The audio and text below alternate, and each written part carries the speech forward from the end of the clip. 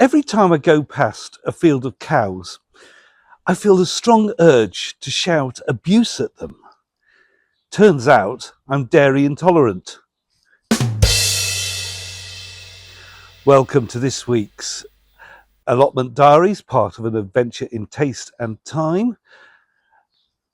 Things are warming up. Later I'll talk to you a little bit about my philosophy for this channel and look at the seeds and seedlings. But first, over at the allotment, everything is growing. That's the good news. The bad news is that includes weeds.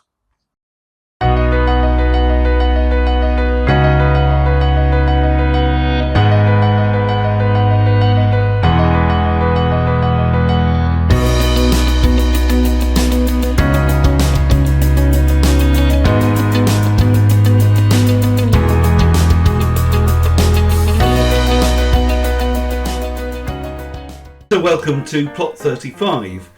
In the orchard area, the first thing we notice is that there is life in one of the currant bushes, in fact two of the currant bushes, which I thought were completely dead.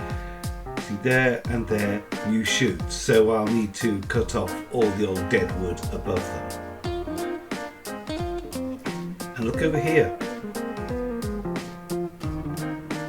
If I can get my hand round, there are berries and they're turning black. So there's black currants, not berries. In the next area, weeding needed. But I've weeded out these area and marked some places where I've already prepared the ground for squashes. This is comfrey growing in the allotment. It's got a lot of nutrients in it because it has deep roots. So I have been cutting some of this comfrey, putting it in a barrow and chopping up those bits. Then back where I've dug holes for these squashes, I've already filled with some manure and bloodfish and bone to give it a nice basis, and I am then chucking in a few handfuls of comfrey. All except that one furthest from us, which I'm now filling in because I thought we'll keep that as control without this extra comfrey, otherwise all the same. In the brassica tunnel, oh my goodness, that is a weed. The brassicas are coming along, except curled up leaves. That is a sign of aphids, and yeah, if I open it up, there are aphids which are eating the leaf and causing it to curl around them. I'm afraid the best way, unless you tell me, please do, is just to rub them out of existence. But the brassicas in general are all growing. The beetroot is flourishing, spring onions coming along, and lots of lettuce. In fact, it is beginning to bolt, that one particularly on the corner. And here are the beans, the climbing beans, runner beans, now planted. I had to start off, obviously, by weeding out the bean trench, which had been meticulously prepared earlier in the year when things were quieter, and the weeds have taken full advantage.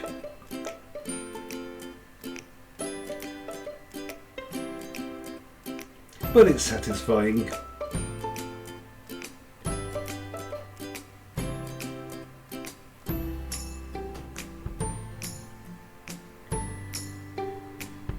And there we go.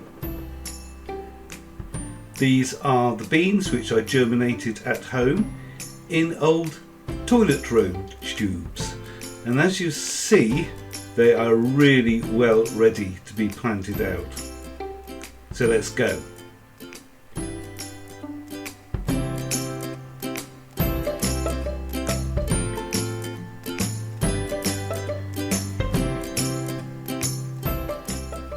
And there we are. These are two more areas for courgettes, prepared exactly the same as before, but again, before I could dig those holes, a load of weeding had to be done. At the moment, weeding, I'm trying to do a little bit every single visit, even if it's just a square metre.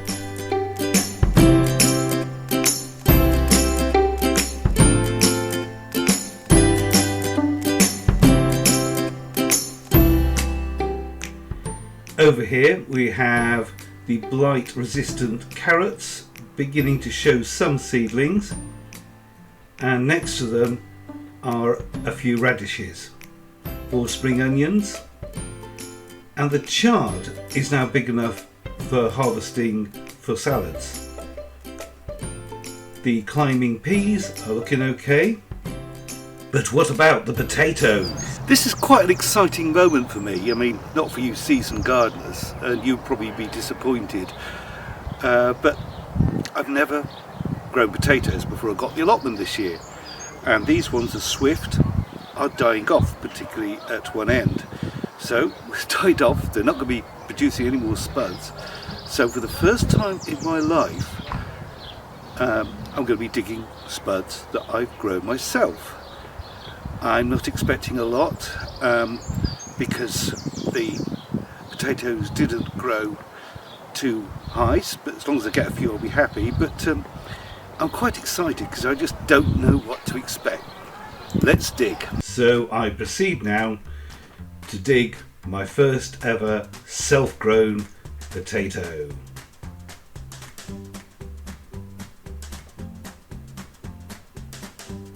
And there it is. There were not a lot of potatoes, but I'm not that bothered because they were my first, they were homegrown, and everyone agrees just bought. Oh! What happened there?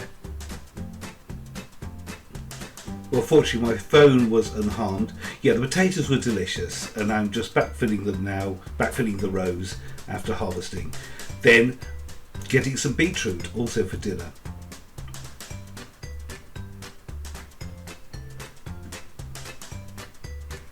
And there's my harvest: salad, beetroot, new potatoes. What can go wrong?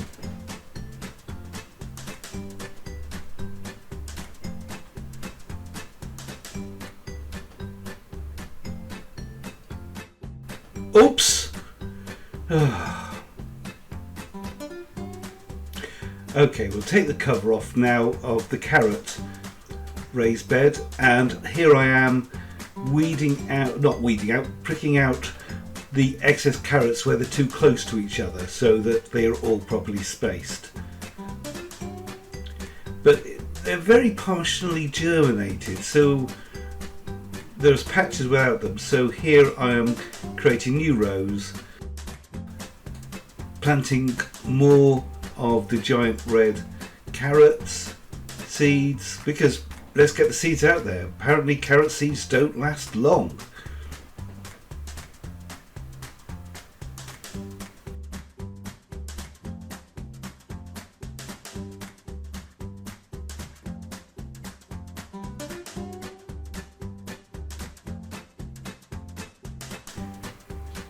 Then covering my drills back over, patting them down, and finally, of course, a good water.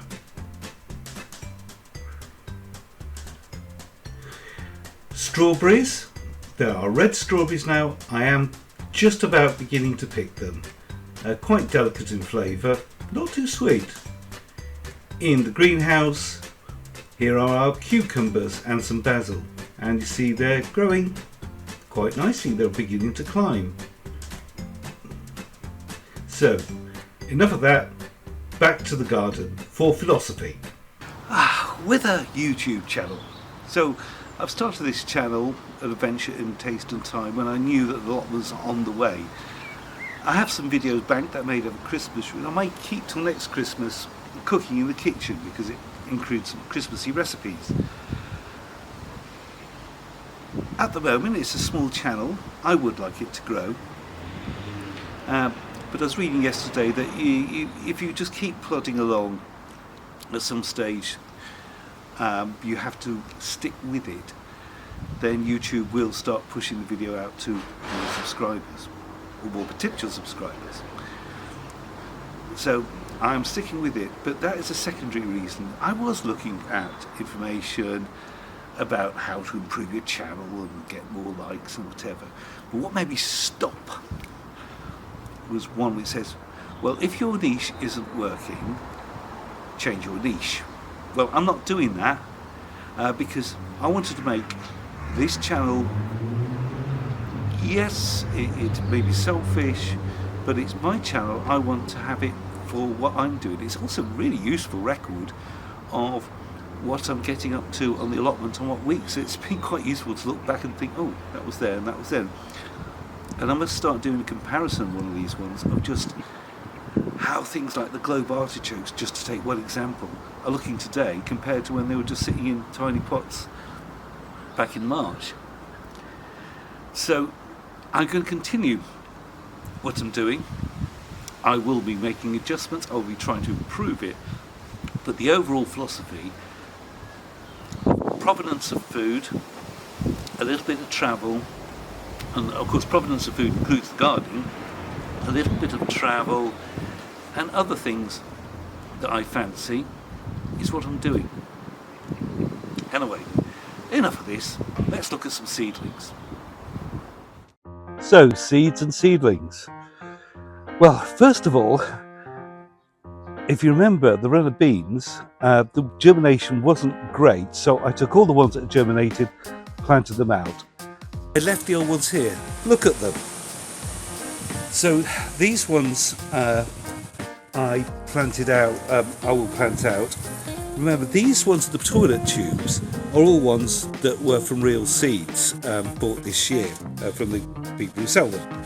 The ones in these small fibre pots were saved seeds, and all this time nothing germinated of those. Now two have. But in anticipation of none of these germinating, down here I've got some climbing French beans, which I can either put on the end as of the current row of sticks, as I originally planned, or maybe another wigwam. But I'm thinking these few I will double up around the area already planted, except for the two self-germinated I'll put at the end, just to see if we can see a comparison of behaviour. And at the end of the row of sticks we'll put the French beans. In here are more French beans, but these are non-climbing ones, you know, the dwarf ones that just come up to your knees. Over in the mini greenhouse, it's getting empty because things are going to the plot.